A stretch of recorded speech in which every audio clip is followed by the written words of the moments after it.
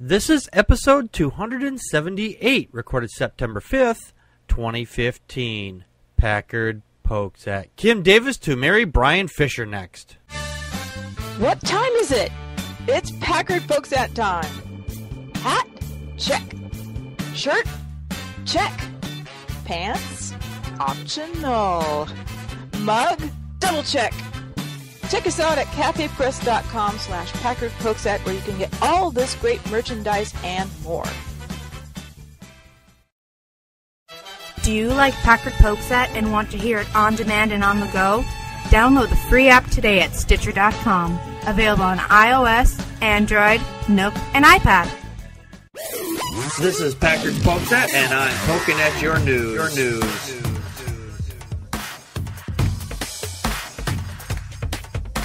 Good evening, everybody. Welcome to another fine edition of Packard Pokesat. I am your immutable and unmutable host, Packard Sonic.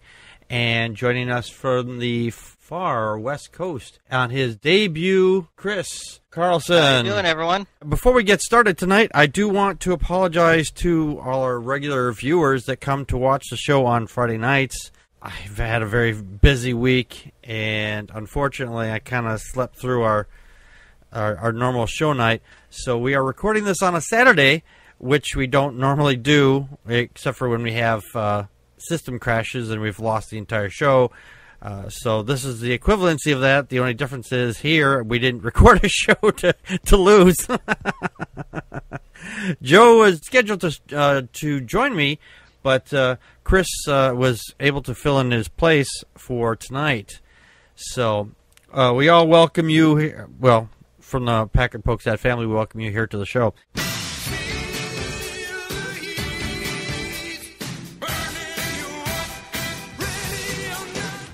If you haven't heard already, and if you don't live in Kentucky, Kim Davis, one of the county clerks in Rowan County, has decided that she is going to defy the orders of the Supreme Court and not sign the marriage licenses for gay couples. And her reasoning is because she thinks that God is on her side on this. And the problem is that she is not have imaginary sky wizard on her side. In fact, because the judge had said, hey, you have a choice here. You can either sign these or I'm going to put you in jail. Now, he could have fined her, but the judge said that if he had done that, somebody would have just paid the fine and it would not have mattered.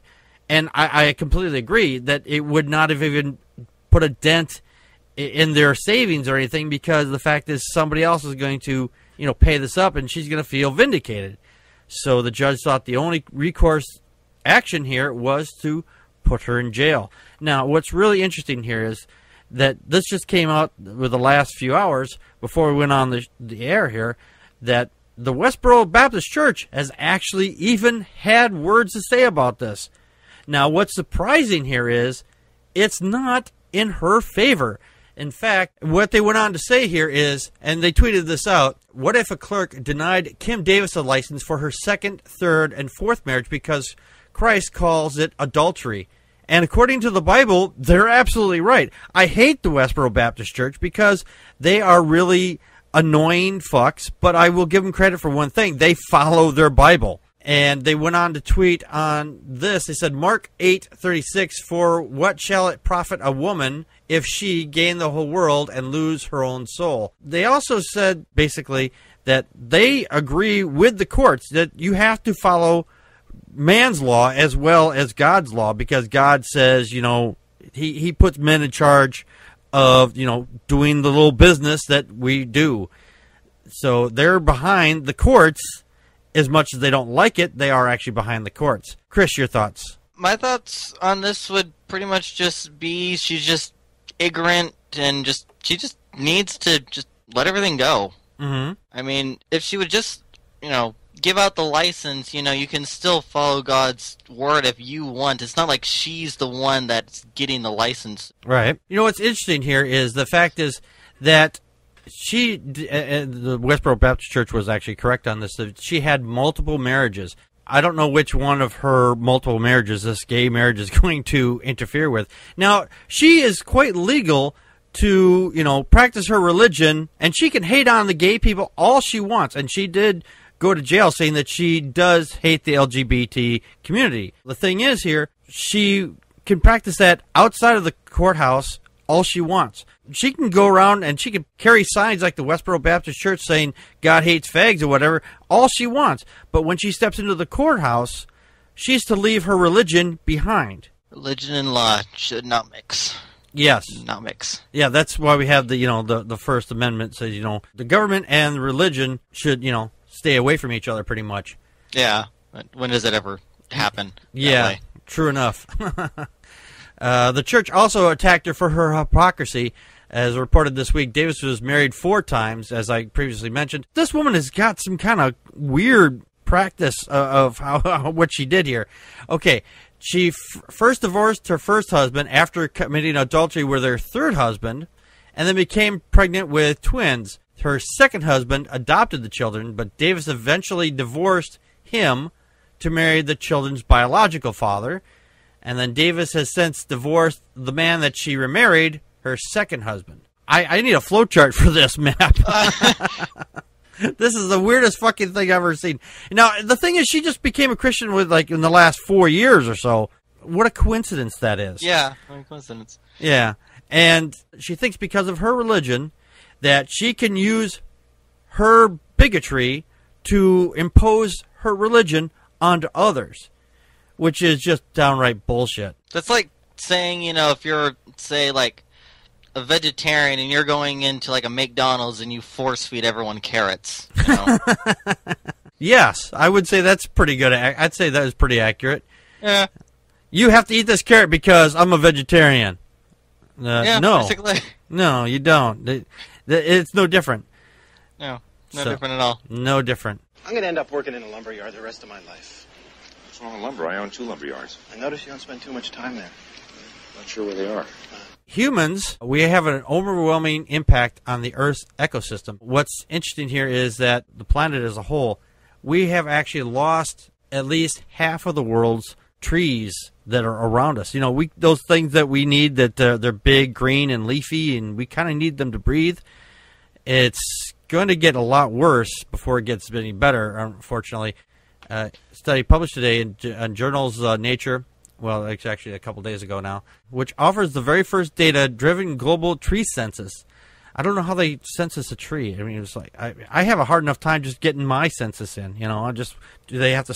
Where do they have a special address for the trees? Count every one. According to the study, approximately 3.04 trillion trees. That's trillion with a T. Are on planet Earth today. That's roughly 422 per person. Now, the good news is that nearly 7 times more trees than we reckoned.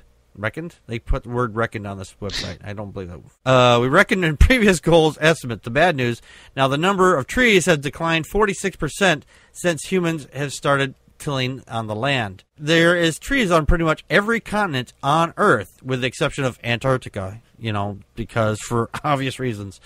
It's a little cold there, and trees don't like to grow in the cold, at least not last time I checked. Combining these fields of measurements with satellite data on climate topography and human land use, they constructed a series of models that predict tree density worldwide at a resolution of a single square kilometer. Chris, your thoughts? Wow, that's impressive.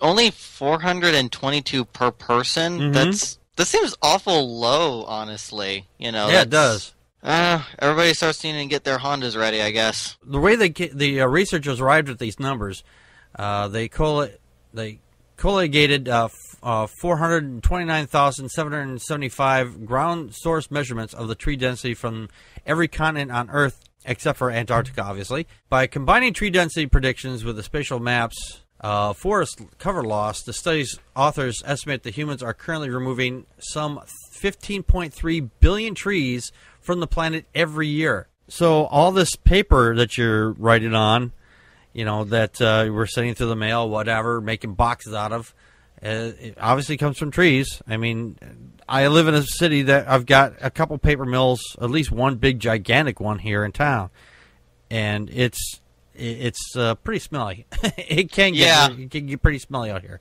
Now, the rainforest rates of forest loss are highest in the tropics, which also happens to hold what's called the lion's share of the planet's trees, roughly 1.39 trillion.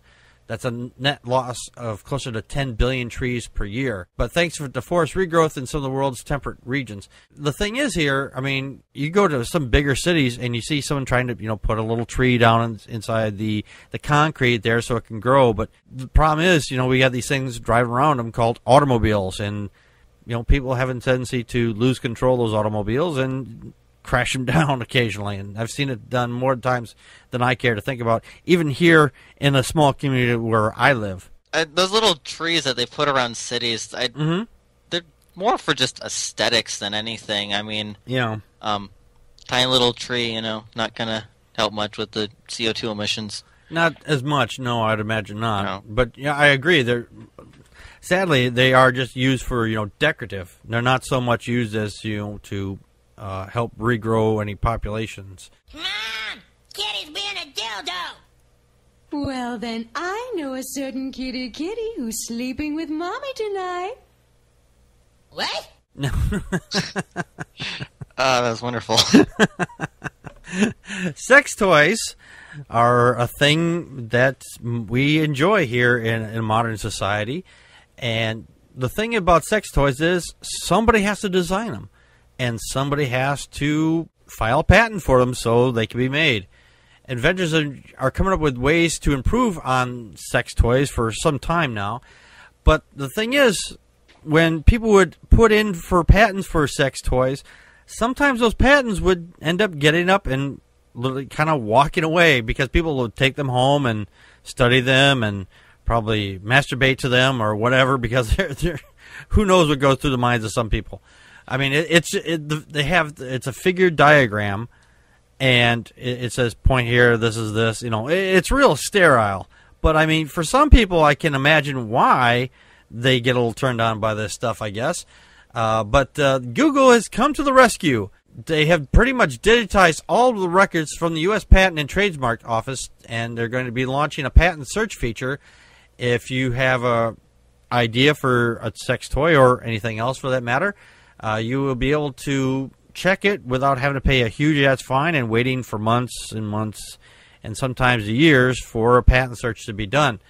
Now, what's interesting to hear is that it says, according to the article, it's annoyed by having to recopy all the raunchy patent records over and over and over again. The patent office will put them into one room so the official in charge of the division can keep an eye on them. What made it worse is that apparently the supervisory primary examiner was very prim and buttoned down, so the searchers found themselves embarrassedly sinking into her office asking to see those patents. So it sounds like this person here is like, well, a tight ass.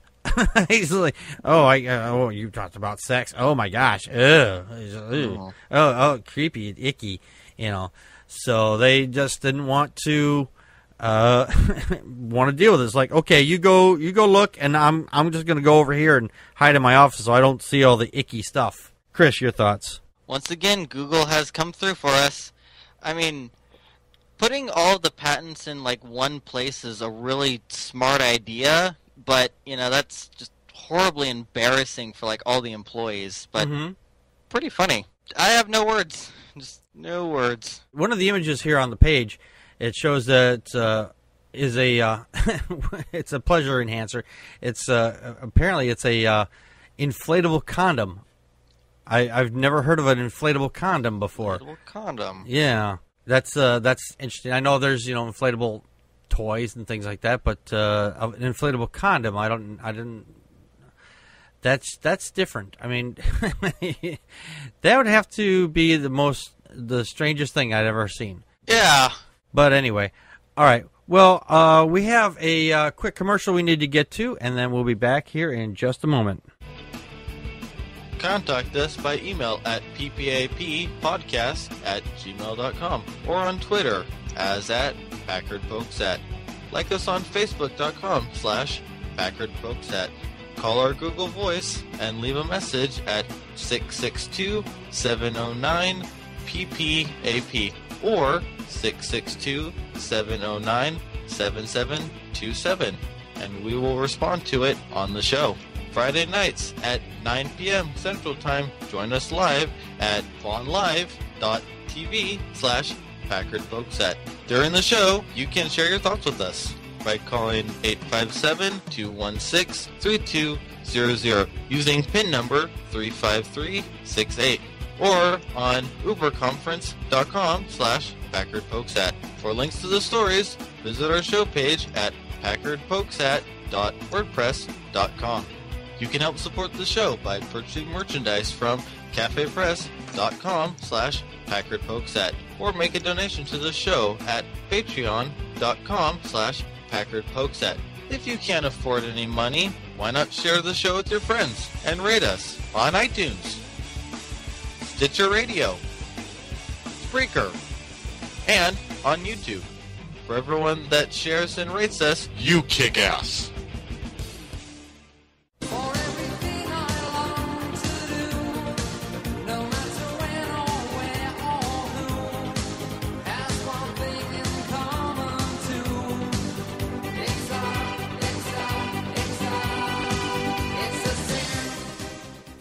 The thing is about sin, it's an imaginary disease that religion gives you to sell you the cure. And what is they selling?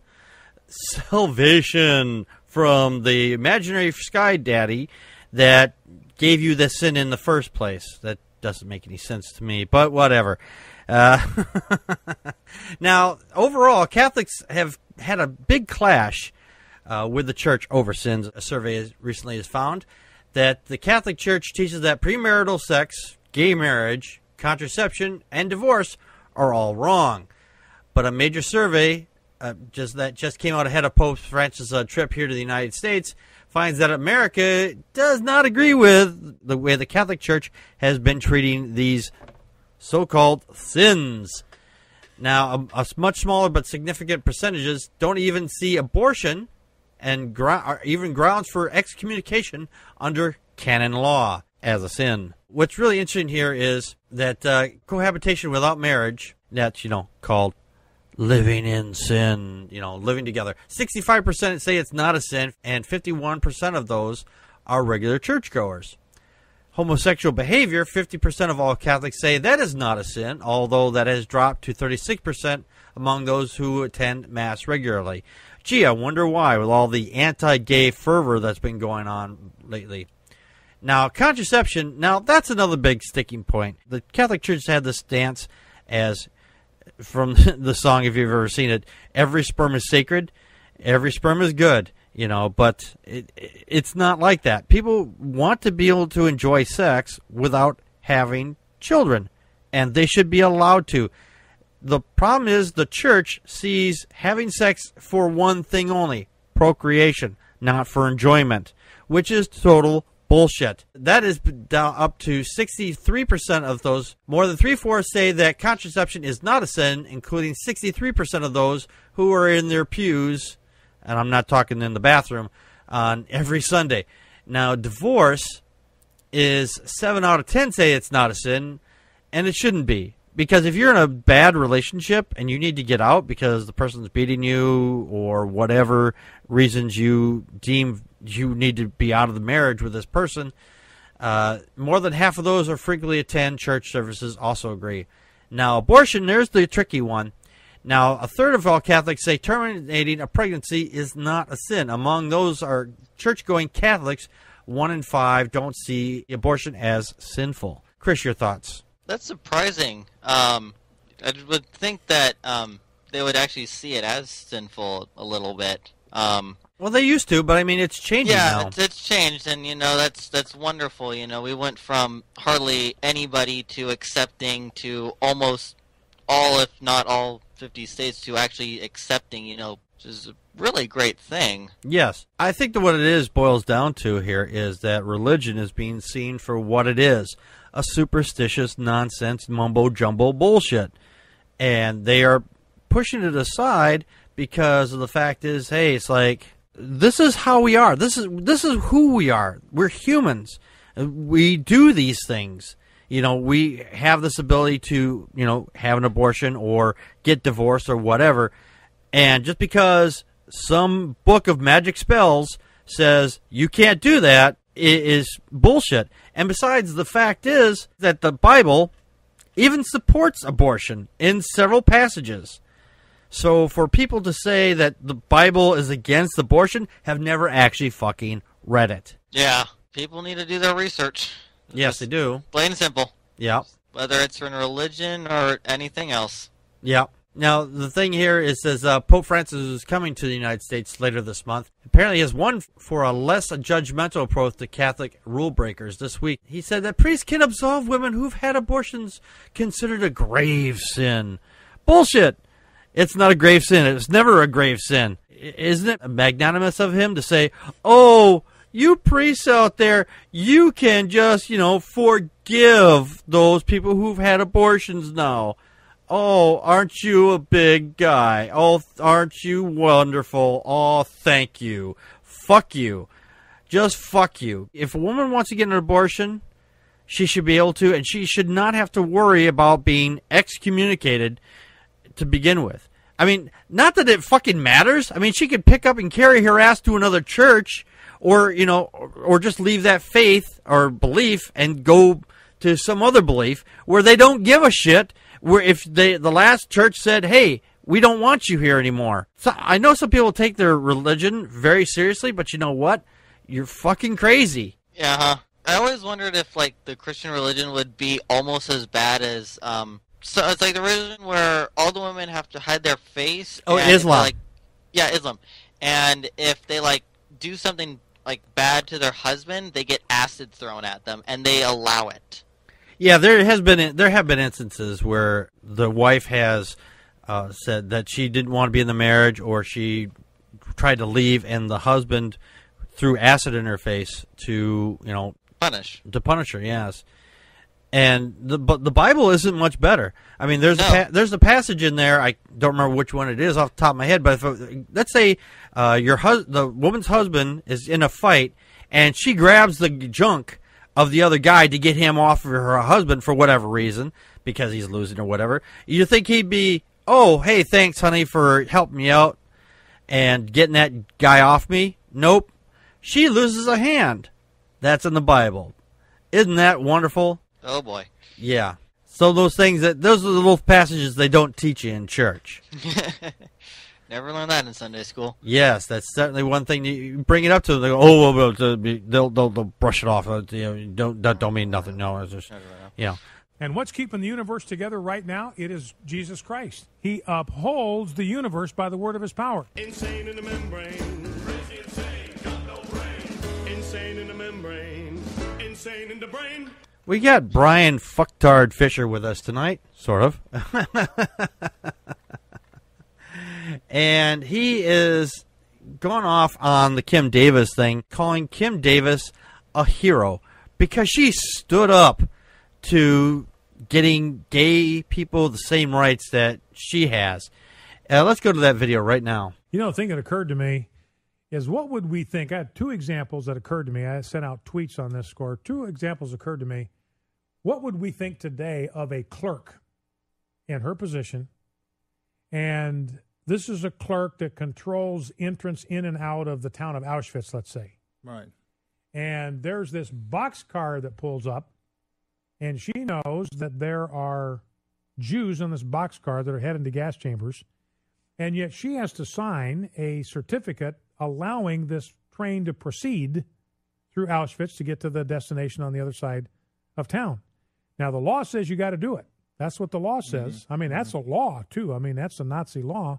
What would we think of her if she said, no, I'm not going to sign that certificate? I think we would regard her today as a hero for honoring her conscience when it came to an important issue. Absolutely. And then you think about, Dred Scott, 1857, they said the Negro has no rights that the white man is bound to respect. Fugitive slave law, you find a fugitive slave in a free state, you got to capture him, you got to apprehend him, you got to take him into custody, and you got to send him back home to his slave master. What would we think if you had a lower court judge, a magistrate, let's say in Wisconsin, that said, I'm not going to sign that warrant. You want me to sign a warrant to go kidnap or capture a fugitive slave and return him to slavery? I'm not going to do it, even though the Supreme Court says that Negro has no rights. Right. That the white man's bound. I think we would regard that guy today as a hero, and that's how I look at Kim Davis. Wow, he has that completely fucked up and wrong. The first part there, he says, what if they were the ones that were signing for Auschwitz? Okay, first off, let's go to Godwin's Law on that. Because you immediately bring up the Nazis, you've pretty much lost your whole conversation. But let's entertain him for just a minute here. The difference here is, if she didn't sign that, yeah, then she would be a hero, but she'd probably also be killed. That aside, that she would be doing a good thing there. Gay marriage is not the same thing as signing the death warrant for a bunch of people going to be sent to a prison camp to be burned or killed. In his second example, he is saying, oh, well, she refuses to sign slavery papers.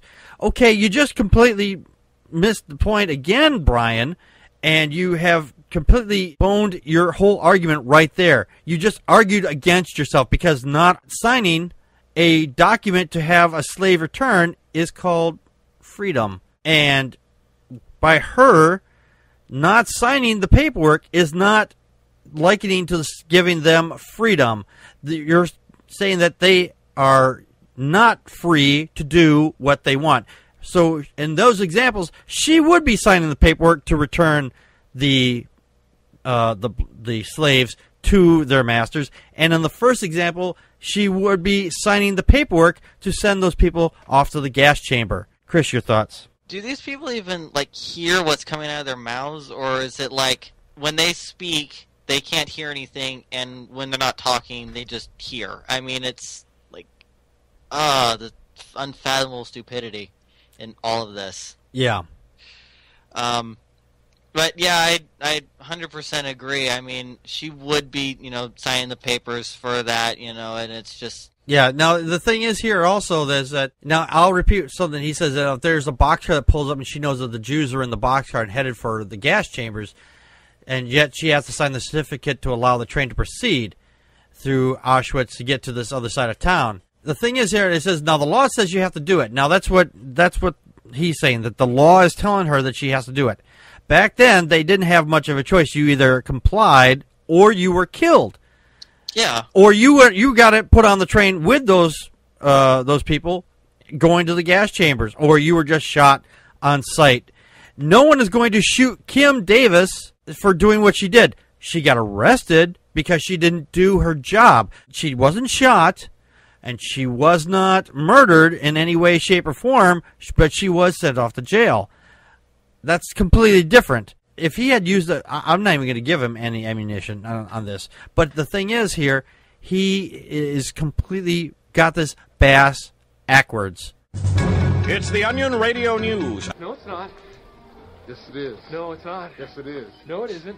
Now, Fox News is a funny organization because they put out a lot of crap. And sometimes it's nice to see a little crap come back at them, especially some of their news anchors. Now, there's the Fox News anchor Harris Faulkner says the U.S. company appropriated her name and likeness with the Harris Faulkner hamster character. Apparently there's a little hamster character. There's a Hasbro toy that's made more than $5 million over the hamster toy. Now, it shares the name and possibly her resemblance. If there's a picture on here, it kind of looks like her. She's got the big eyes and the little hair down the thing there in the middle. But it's a fucking hamster. And now this woman, she is filing a lawsuit against them so she can get a profit on this company. The toy was introduced back in 2014, according to the lawsuit, and it was sold in a package of pet hamsters named a terrier named Benson Detweiler. Other toys in popular line include names like Pancake Watkins. Okay, Pancake Watkins, if you're out there, get your name on this. You can sue right along with the Fox News anchor. And Puffball Pertowski and Pepper Clark. These are funny names. Now, I don't know where they came up with that. Maybe it was complete coincidence. I don't know. But she said that she came across it, and the name is still being used on the Hasbro website to sell the Littlest Pet Shop products, along with a plastic hamster and bears that her name can still be bought on other online retail stores. Chris, your thoughts? I don't see what the big deal is. I mean, if they're worried about, like, if she wants, like, money for this, I mean, the toy has her name on it, and this little thing even looks like her. I mean, people are going to do their research, and that's more publicity for Fox News or herself. I mean, I would love to be turned into a toy. I think that would just be amazing. Yeah. Even if it wasn't intentional. Yeah. No, I can understand that. Now, the thing is, though, there's this thing. It's a copyright thing. Now, Yes. Not trying to defend her in any way, shape, or form here, but if someone uses your name and likeness without your permission, that's one thing. There is some resemblance. I mean, it's got the big eyes, the big eyebrows, and the eyelashes rather, and a cute little smile. But it's a fucking hamster. Yeah. If it had a human face, I mean, animals have faces. This is how the animal kingdom works. They all have these things in front of them called faces, so they can see. I mean, but it's a toy. It's not going to see jack shit, obviously, because it's a piece of plastic, is what it is. Now, in Faulkner also, the toy wrongfully appropriates her name and persona, and it somehow harms her professional credibility as a journalist. And she says this is an insult. How does a toy sharing your name hurt your professional credibility? Of course, she is working for Fox. So her being on Fox harms her professional credibility right there. I'm just saying. Yeah.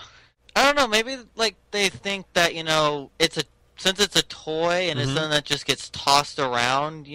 Maybe they kind of feel like she's just being tossed around. I think it's more along the lines that they think that they're trying to belittle her in some way. I think the name is completely random. We don't know. I mean, it could have been picked off by somebody's, which is usually the case here. That toys are sometimes named after family members. Barbie, for example, Barbie and Skip or whatever his name is, the boyfriend, which is actually the brother. Ken. Ken, yes, thank you. And Ken and Barbie, they were named after the person's children. So who's to say that this person didn't have somebody in the line that was named Harris and Faulkner or something like that? And if it was not named after her specifically, I don't think she has a leg to stand on. No, not one. Yeah. So she wants to try and sue Hasbro, correct? Yes, she's suing Hasbro for a total sum of $5 million. $5 million. I had to do the little thing. Yeah. Choose your battles. I mean, they're going to look at this case and they're going to be like, you got nothing. Yeah. You have nothing. I think you're right. I think they're going to look at her and say, you know what, this is a complete waste of the court's time. And they'll probably come up with what I said, is that they were use it from somebody else's name who has a similar name. I mean, if you Google the name Harris Faulkner, I'm sure you can come up with a whole list of names. They may have picked it right out of a fucking phone book for all they know. Yeah, one of those online name generators. Yeah, that's probably what it was. It was that's a possibility too. It could be an online name generator. People do that, so they can't figure out what to name their kid. Let's let Google decide. You're a sad child if you're named by Google. Sorry to anybody out there, but How'd I get my name, Daddy? Google. Oh. Not named after anybody in the family? Nope. We just couldn't figure out what we're going to name you. So we decided we went to Google. Jack, look at this. The back half is all solid propellant. There are different valves for directional control. The nose, it's all electronic. You've heard of a bullet that has your name on it? Well, this one really does. Over in North Dakota, a couple of state university students were out looking at the stars because, this is the time of year to do it because you can see a lot of great stuff. Now, the problem is they got a little bit of a scare when a police officer mistook their telescope. If you have an idea what a fucking telescope looks like, this officer claimed it looked like a rifle. The WDAY-TV reported that Levi Johnstad and Colin Waldra were setting up a telescope behind their apartment Monday night when they were blinded by a bright light and told to stop moving. Being that they're teenagers, they're thinking, hey, our buddies have shown up. They know we're going to be doing this, so they're going to come out and, fuck with us. Because, hey, what else are friends are for? But it turns out, because they couldn't see who was shining the light in there, they just presumed it was a prank by some of the other students. Now, the officer had spotted the two and thought the telescope was a rifle. He also thought that the dark sweater with white lettering on it looked like a tactical vest. There's people who have all kinds of stuff on back of their sweatshirts, sweaters, whatever. It's not a tactical vest. I mean, I think that would be a little bit more bulky, I would imagine. He called for backup, and the officers confronted the students. The police say the students were never in danger. Really? They were never in danger. Like that officer that drove up on that 12-year-old boy. They didn't even bother getting out of the car. They just basically rolled up on him, shot him dead. But they said the situation is better safe than sorry. Bullshit. I call bullshit. Chris, your thoughts? Yeah, I'm looking at a picture of this telescope. A rifle, no, I mean, maybe if you squint, it kind of looks like a weird bazooka, but I mean, that's a really big barrel for a rifle. I kind of agree, better safe than sorry. It's dark out maybe, but I mean, just a quick little, flare of the horns or something, and the officer walking up, seeing what it is, and then just going on his way, but just doing everything else, no. Some of the comments here were very interesting. For example, the commenter Harris Maker, probably not his real name, said that the police say the students were never in danger. Ah, yes, that must mean the students were white. If they were black students, the headline would read, 2 unarmed black students killed by mistake by police. That is 100% true right there. I would say that would be a fair statement right there. Now, there is another one here by Spengler MK. Thank you, Spengler. He says, pop quiz. Which of the following statement is true? Police say the students were never in danger. I wasn't staring at your boobs. That mullet looks really good on you. Unicorns fart glitter in North Dakota woodlands. I would say none of them, actually. Yeah. He goes on to say, trick question, all of the above are complete bullshit. So, yeah. Go with the bullshit. I go with the bullshit, too. I go with total bullshit on this one. When it comes to guns, the whole nation is just freaked out about guns. This is exactly the reason why we need a better gun control out there. Mm-hmm. I mean, if we had that, they wouldn't be seeing people with telescopes thinking it's a goddamn fucking gun. And let's just say, for example, it was a gun, and they had a permit for it. What do you do then? Yeah, what are you gonna do then? Yeah, do they say, oh, we're just out here hunting snipe? I don't know, whatever they hunt at night, because people do hunt sometimes at night. Yeah. But, I'm just glad what came out of this was that students were not injured, at least. Yeah, definitely shaken, but, not stirred. Yeah, definitely shaken, but not stirred, at least.